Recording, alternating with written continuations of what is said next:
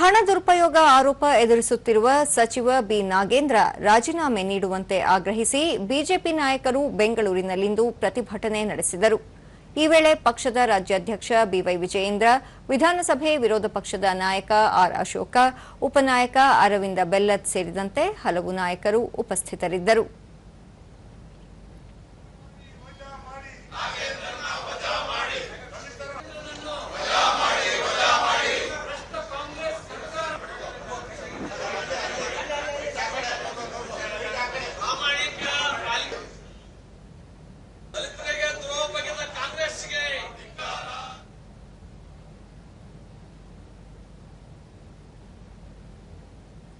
ಈ ವೇಳೆ ಆರ್ ಅಶೋಕ, ಸಚಿವ ಬಿ ನಾಗೇಂದ್ರ ರಾಜೀನಾಮೆ ನೀಡುವವರೆಗೂ ಬಿಜೆಪಿ ಜೆಡಿಎಸ್ ಹೋರಾಟ ನಡೆಸಲಿವೆ.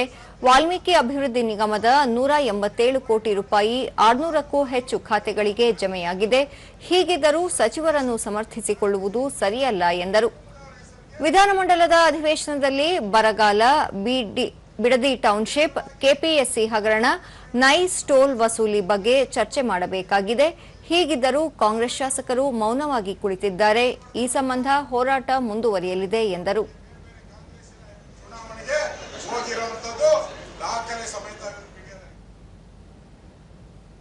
ಬಿವೈ ವಿಜಯೇಂದ್ರ, ಕಾಂಗ್ರೆಸ್ ಸರ್ಕಾರ ಕೂಡಲೇ ಸಚಿವ ಬಿ ನಾಗೇಂದ್ರ ಅವರ ರಾಜೀನಾಮೆ ಪಡೆದು ಕೆಪಿಎಸ್ಸಿ ಹಗರಣ ಸೇರಿದಂತೆ ಮತ್ತಿತರ ಸಮಸ್ಯೆಗಳ ಚರ್ಚೆಗೆ ಅವಕಾಶ ಮಾಡಿಕೊಡಬೇಕು.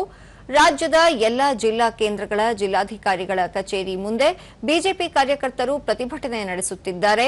ಸದನದ ಒಳಗೆ ಜೆಡಿಎಸ್ ಜೊತೆಗೂಡಿ ಹೋರಾಟ ನಡೆಸುತ್ತಿದ್ದೇವೆ ಎಂದರು. ಸದಸ್ಯರುಗಳು ಒಟ್ಟಾಗಿ ಒಂದಾಗಿ ಈ ಭ್ರಷ್ಟ ಸಚಿವನನ್ನ ನಾಗೇಂದ್ರನನ್ನ ಕೈ ಬಿಡಬೇಕು ಅಂತೇಳಿ ನಾವು ಹೋರಾಟವನ್ನು ಮಾಡ್ತಾ ಇದ್ದೇವೆ. ವಿಧಾನ ಪರಿಷತ್ ವಿರೋಧ ಪಕ್ಷದ ನಾಯಕ ಛಲವಾದಿ ನಾರಾಯಣಸ್ವಾಮಿ, ಸಚಿವ ಬಿ ನಾಗೇಂದ್ರ ತಮ್ಮ ಸ್ಥಾನಕ್ಕೆ ರಾಜೀನಾಮೆ ಕೊಡದಿದ್ದರೆ ಪಕ್ಷ ರಾಜ್ಯಾದ್ಯಂತ ಹೋರಾಟ ನಡೆಸಲಿದೆ ಎಂದು ಹೇಳಿದರು. ಅವರು ಈಗಲೂ ಅಪರಾಧಿಯಾಗಿದ್ದಾರೆ. ಆ ಕಾರಣದಿಂದ ಅವರನ್ನು ಸಂಪುಟದಿಂದ ಕೈ ಬಿಡಬೇಕು ಅಂತೇಳಿ ಒತ್ತಾಯ ಮಾಡಿ ನಾವು 3 ದಿನಗಳಿಂದ ಹೋರಾಟ ಮಾಡ್ತಾ ಇದ್ದೇವೆ.